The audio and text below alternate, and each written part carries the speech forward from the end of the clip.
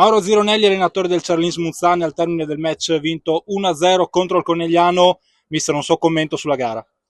No, una gara bella, nel senso abbiamo avuto occasioni, soprattutto con Benomio, adesso non me le ricordo tutte, però penso che lui ha avuto tre occasioni, poi anche quella di Bonetto, e non siamo stati bravi ovviamente a sbloccarla e poi ci siamo riusciti a 10 minuti dalla fine con un rigore che la maglia l'ha tirata tantissimo a Liu e giustamente rischiato rigore che ha trasformato Jack. Sono contento perché stiamo recuperando finalmente tutto l'attacco e quindi a parte Silenzi piano piano stanno rientrando tutti e questo sono contentissimo perché hanno fatto un lavoro importante lo staff medico che ringrazio e tutto lo staff mio tecnico perché stanno facendo un ottimo lavoro con Pippo Maniero, con Padrolini del Piccolo e il professor De Guidis che sono veramente contento di aver trovato questo gruppo di persone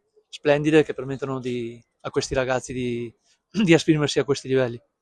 Ecco, ha citato lei il ritorno di Marangoni al gol molto importante e vorrei sottolineare anche la bella prestazione di Basso Sì, 2007 in ha porta che ha fatto, fatto fatto due o tre diversi bei. interventi importanti. Sì, hai ragione, ha fatto due, tre interventi molto importanti perché appunto ci sono stati dei momenti in cui hanno avuto anche le occasioni loro e poi siamo stati bravi a non scomporci, a cercare di essere comunque di rimanere compatti e siamo riusciti a portare a casa il risultato. Grazie mister. Grazie a voi.